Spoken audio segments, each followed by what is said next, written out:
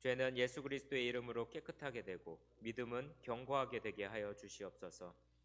하나님의 말씀이 머리에 기억되게 하시고 기억된 하나님의 말씀이 마음으로 전해지게 하시고 마음에 새겨진 하나님 말씀이 온 몸으로 연결되어 행동으로 나올 수 있게 하여 주시옵소서. 하나님 말씀이 뿌리내려 사랑의 열매를 맺게 하여 주시옵소서. 예수 그리스도의 이름으로 기도합니다. 아멘. 오늘은 함께 일어나 성벽을 건축하여라는 제목으로 하나님 말씀을 전하겠습니다. 느헤미야 3장은 언뜻 보기에는 우리에게 아무런 관련성이나 적용이 없는 것처럼 보이지만 그러나 이 3장은 흥미로운 장 중에 하나입니다. 일부 성경을 해석한 주석서에서는 이 장을 빼기도 했습니다. 또한 느헤미야서에 기초한 리더십 유명한 책 중에 척스윈돌의 유명한 책이 있는데 또 다른 벽돌을 건네줘라는 책이 있습니다. 하지만 이분도 이 느헤미야 3장을 완전히 빼버렸습니다. 그러나 느헤미야서의 3장이 이 말씀의 전체에서 통틀어 볼 때 가르치는 모든 교훈 중에 가장 심오한 교훈을 담고 있다는 것입니다. 느헤미야를 읽어보면 느헤미야서가 예루살렘을 둘러싼 성벽을 재건하기 위해 함께 일한 이름, 성읍, 직업으로 가득 차 있다는 것을 알게 될 것입니다. 성벽의 크기는 생각보다 크지 않습니다. 1.5마일이었고 우리가 생각하는 벽만큼 크지 않습니다.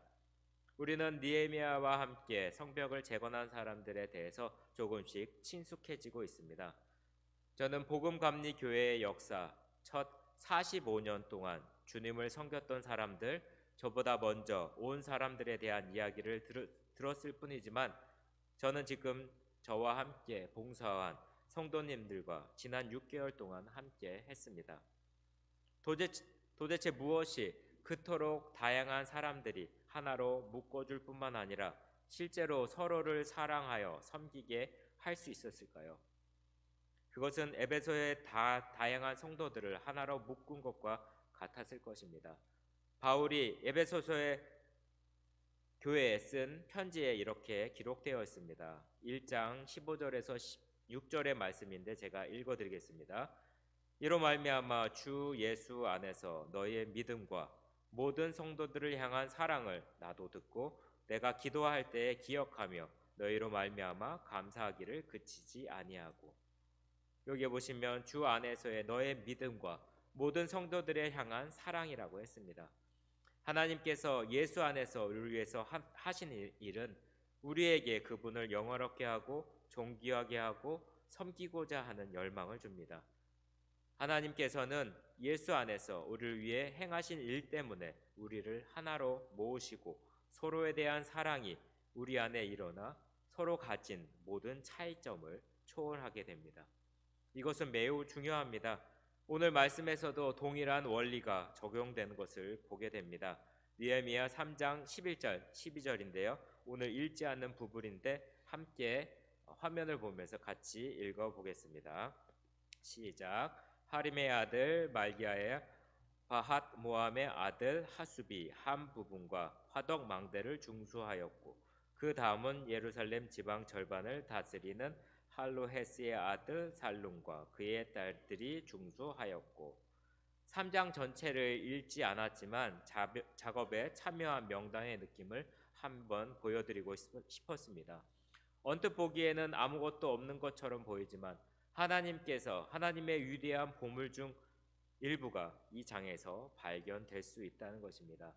3장 전체에 성전 재건에 초점을 맞추고 있지만 그 무리에는 목수, 토목 또는 건설 기술자, 석공이 하나도 없습니다. 이 구절에 숨겨진 또 다른 흥미로운 점이 발견이 됩니다. 우리는 재건되는 성벽이 예루살렘을 둘러싼 성벽이었지만 예루살렘에 살지 않은 사람들이 도움을 주러 왔다는 것을 기억해야 합니다. 올슨 박사라는 분이 계십니다. 네브라스카에서 태어난 의사가였고 그는 의과대학에 진학을 했고 언젠가는 메이오 클리닉에 개업하기를 희망을 했습니다. 그와 그의 아내는 기독교인이 아니었지만 기독교인이었던 그의 부모님을 댁에 방문하게 되었습니다. 그들은 의사 부부에게 믿음을 전해 주었지만 교회에 출석하기로 약속하긴 했지만 실제로 그들은 아무 관심이 없었습니다. 그러나 이상한 일이 생겼습니다. 거기에 있던 한 여성 성도님께서 올슨 박사가 신자가 되었으니 틀림없이 선교사가 될 것이라고 말을 했습니다. 그 의사 부부는 한 번도 그런 얘기를 들어본 적이 없고, 하지만 그 이야기를 듣고 나서 그 4명 가운데 투쟁이 시작이 되었습니다. 그들은 하나님께 그들이 무엇을 하라고 부르시는 데 대해서 많은 실험이 있었고요. 그 올스는 가능성이 있는 더 많은 생각을 하고 묵상을 하고 기도를 하면 할수록 의료 선교를 가야겠다는 생각이 들었다고 합니다. 그런데 어느 날 그는 하나님 앞에 무릎을 꿇고 의사가 되라는 부름을 받아들였습니다. 그런 그들은 그 후에 33년 동안 방글라데시에서 사람을 섬기고 복음을 전하고 병들고 죽어가는 사람을 위해서 일했습니다. 1971년에 6월 대전이 일어나 300만 명의 목숨을 잃었던 사건이 있었습니다. 파키스탄은 동파키스탄의 독립을 안겨주었고 1000만 명이 넘는 난민이 올슨 가족에 있는 나라로 방글라데시로 몰려오게 됐습니다. 올슨 박사와 동료들은 자신들이 봉사하고 있는 지역에서 뭐가 필요할까요? 죽책이 절실히 필요한 것을 느꼈습니다. 그 후에 많은 젊은이들과 함께 그것을 기금을 모으고 자원봉사자를 모집하여 오두막을 재건하기 시작을 했습니다. 그들은 아무것도 의사였죠. 그렇기 때문에 많은 집을 짓거나 무엇을 하는 것은 정말 어려운 상황이었습니다. 하지만 그들은 894마일의 대나무를 사용해서 6,500여 차의 초가 지붕 주택을 만들게 되었고요. 그리고 3,000채 이상의 집을 수리하게 되었습니다. 그들의 목표는 4,000채였지만 그것보다 더 많은 것을 짓게 되었습니다.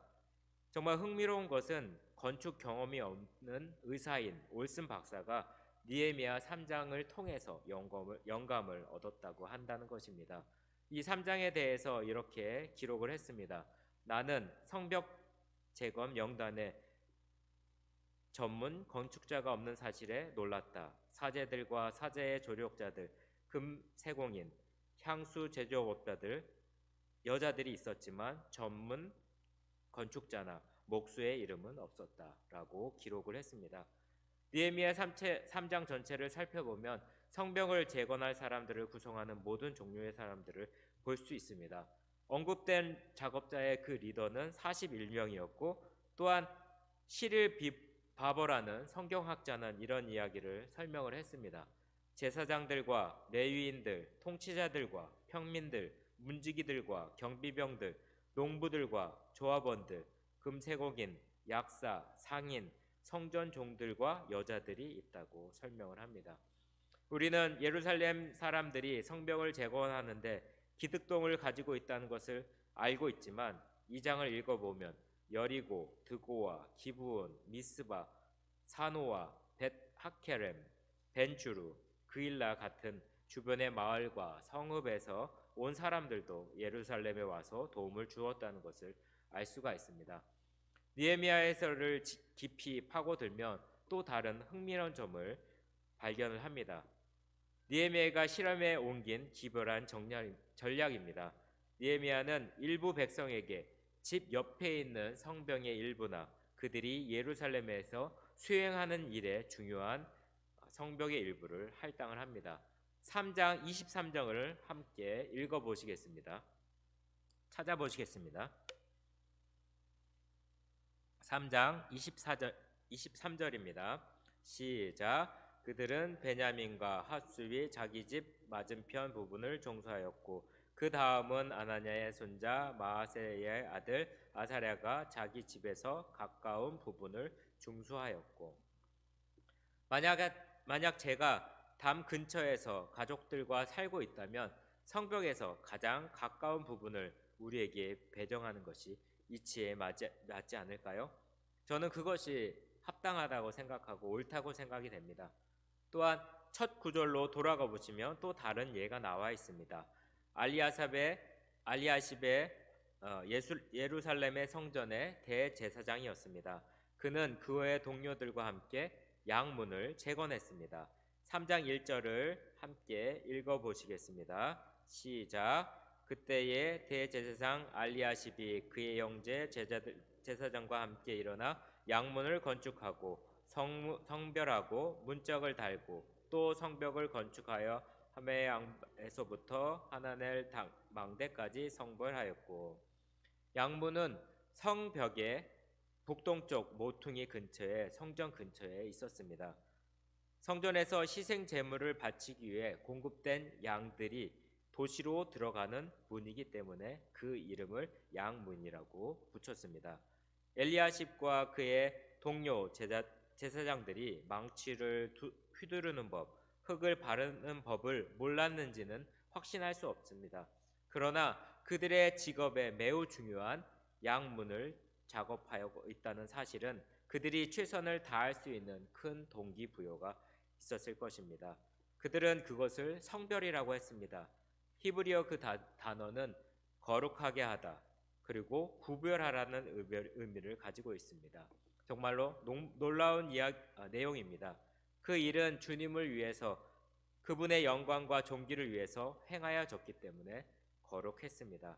그리고 거룩하라고 선언된 것은 양문만 아니라 벽 전체를 가리켰습니다. 백성들이 한 일은 주님께 거룩한 일을 하였고, 여러분과 제가 하는 일들은 어떤 일이든 위대한 하나님의 영광을 위해서 행해져야 합니다. 고린도에 있는 사람들에게 바울은 이렇게 기록을 했습니다. 고린도전서 3장 10장 31절에 보시면, 그런즉 너희가 먹든지 마시든지 무엇을 하든지 다 하나님의 영광을 위하여 하라. 엘리야십과 제사장들은 나머지 일꾼들을 위해 분위기를 조성해 주었는데요. 그들 중 아무도 숙련되지 않았지만 그들은 기꺼이 그 일을 해냈습니다. 5절에 보시면 나오는 한 무리의 사람들이 아픈 엄지손가락처럼 튀어나와 있습니다. 느헤미야 3장 5절을 함께 읽어보시겠습니다. 시작. 그 다음은 드고아 사람들이 중수하였으나 그의 귀족들은 그들의 주인들의 공사를 분담하지 아니하였으며. 이 장은 사회의 모든 사회적 지위에서 온 다양한 사람들이 하나님의 영광을 위해 도시 주변의 벽을 쌓기 위해 나란히 일하는 것에 대해 배울 때 이보다도 더 아름다운 것은 없었을 것입니다. 그리고 그 사람들이 있었습니다. 그들은 왜 일하기를 거절했을까요? 느헤미야는 우리에게 말하지 않았지만 그것은 다양한 이유 중 하나일 수 있을 것이라고 생각이 됩니다. 그들은 귀족들이었고 그는 어떤 종류의 일 할 때 누군가를 고용을 했을 것입니다. 그들은 손톱 밑에 먼지를 묻히지 않는 사람들일 것입니다. 느헤미야가 해야 할 일에 대해서 나름 계획을 제시했지만 뜻대로 되지 않을 수도 있었습니다. 귀족들이 다른 귀족들과 어울리기를 거부한 데에는 여러 가지 이유가 있겠지만 하나님은 놀라운 유머 감각을 가지고 계십니다.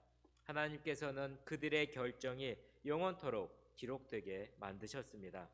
하나님께서는 우리에게 주신 은사가 무엇인지, 그리고 우리가 어디로 가야 할지에 대한 방향을 제시해 주는 영적 은사가 있습니다. 하나님께서 우리가 그분의 백성을 섬기듯이 그분을 섬기는 데 사용하도록 우리 모두에게 은사를 주셨습니다. 바울은 로마에 있는 사람들에게 이렇게 편지를 썼습니다. 로마서 12장 6절에서 11절을 제가 천천히 읽어드리겠습니다. 우리에게 주신 은혜대로 받은 은사가 각각 다르니 혹 예언이면 믿음의 분수대로, 혹 섬기는 일이면 섬기는 일로, 혹 가르치는 자면 가르치는 일로, 혹 위로하는 자면 위로하는 일로, 구제하는 자는 성신함으로, 다스리는 자는 부지런함으로, 긍휼을 베푸는 자는 즐거움으로 할 것이니라. 사랑에는 거짓이 없나니 악을 미워하고 선에 속하라. 형제를 사랑하여 서로 우애하고 존경하기를 서로 먼저 하여 부지런하여 게으르지 말고 열심을 품고 주를 섬기라. 여러분 모두는 매우 재능이 있습니다. 여러분 중에 많은 분들이 주님을 섬기고 영광을 돌리기 위해서 여러분의 은사를 사용하고 있습니다. 때로 하나님은 우리에게 기회를 주시는데 그 기회는 우리가 너무나도 부족하고 자격이 없다고 느끼지만 그 기회는 하나님께로부터 왔고 우리는 그 일을 시작해야 합니다. 느헤미야는 훌륭한 본보기이며 이 모든 제사장들, 향수 제조업자들, 금 세공인들, 상인들, 그리고 살로메는 그의 딸들도 마찬가지입니다. 복음 감리 교회에는 주일학교, 뉴스, 청년부가 있습니다. 그리고 각 부서에서 봉사하는 선생님들이 있습니다. 지금의 아이들은 거의 EM 성도님들의 자녀입니다. 여러분 중에서 자녀들이 오래전에 장성하여 다른 곳으로 이사간 사람들도 자녀들도 있지만 하나님께서 우리 자녀들의 삶에 투자하라고 그분들을 부르신 분들도 있을 것입니다. 교회가 이전하면 주일학교 시간을 변경할 계획을 가지고 있습니다. 지금은 11시 반 KM, EM 예배와 동시에 들어지기 때문에 그 주일학교에서 봉사하기가 쉽지 않은 상황에 있습니다. 그래서 주일학교를 좀 일찍 시작하여 예배 전에 마치는 것으로 준비 중에 있습니다. 교회에서 다른 사람을 섬기고 주님께 영광을 돌릴 수 있는 수많은 다른 기회들이 있습니다. 그것들은 성도님들의 은사 영역에 속할 수도 있고 그렇지 않을 수도 있지만 성도님께서 주님께서 주신 자신을 드러낸다면 그분은 하나님의 삶에 다른 삶 속에서 축복하기 위해서 여러분을 사용하실 것이고 그것을 통해서 하나님께서 영광을 받으실 것입니다. 사람들에게 있어서 가장 큰 장애물 중 하나는 바쁨입니다. 바쁜 것입니다. 저도 바쁘고 성도님도 바쁘고 모두가 바쁩니다. 기회가 올 때에 우리는 종종 두 가지 중 하나를 생각합니다. 첫째, 나는 그것에 대해 아무것도 모르기 때문에 그것이 무엇이든 간에 다른 사람이 더 적합하다고 생각하는 경향이 있습니다. 두 번째는 돕고 싶지만 지금은 너무나 바쁩니다 라고 하면서 다음에 할게요 라는 대답을 하게 됩니다. 느헤미야 3장에 나온 사람들이 바빴다고 생각이 되시죠? 의심의 여지가 없이 느헤미야 2장의 마지막 부분에 보시면 느헤미야가 성벽을 재건할 계획을 말한 후 그들은 하나님의 손이 역사하시는 것을 느꼈고 해보자, 성벽을 재건하자. 건축 기술도 없고 시간도 없지만 그들은 하나님의 부르심을 느꼈고 하나님께서 그들 앞에 놓이신 기회에 헌신하기 위해서 다른 일들을 잠시 제쳐두었습니다. 시간이 들수록 전보다 오래 지속된 것이 내 삶을 바쳐야 된다는 것이 확신이 더 커집니다.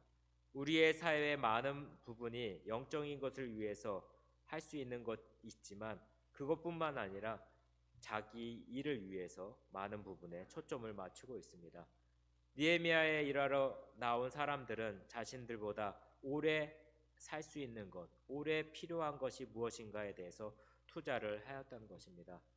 그들은 자신의 가진 것을 하나님의 영광과 그 도시의 축복을 위해서 사용하였습니다. 이것은 복음 감리교회에 있는 우리 모두를 위한 것입니다. 여러분이 가지신 것, 주님께서 축복하신 은사, 시간, 재정을 사용하여 여러분보다 더 오래 지속될 것 무엇인가를 만드시기 바랍니다.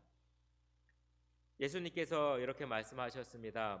마태복음 6장 19절에서 21절에 보시면 너희를 위하여 보물을 땅에 쌓아두지 말라. 거기는 좀과 동록이 해하며 도둑이 구멍을 뚫고 도둑질하느니라. 오직 너희를 위하여 보물을 하늘에 쌓아두라. 거기는 좀이나 동록이 해하지 못하며 도둑이 구멍을 뚫지도 못하고 도둑질도 못하느니라. 내 보물이 있는 그곳에는 내 마음도 있느니라. 오늘 이곳을 떠날 준비를 하시는 저는 성도님께 이렇게 묻고 싶습니다. 성도님들의 보물은 어디에 있습니까? 인생에서 가장 중요한 것은 무엇이었나요? 그것은 바로 예수님과 관계가 아닌 다른 것이었다면 저는 오늘 성도님께 변화를 일으키고 성도님의 길을 바꾸기를 소망합니다. 어느 곳에 가든지 어떤 일을 있든지 예수님과 동행하는 성도님이 되시기를 주님의 이름으로 축복합니다. 우리는 눈을 감고 가만히 하나님의 말씀을 통해서 저희 각자에게 주신 단어나 문장들 머리에 새기고 마음에 새기기를 원합니다. 눈을 감으시고 함께 침묵으로 잠시 기도하겠습니다.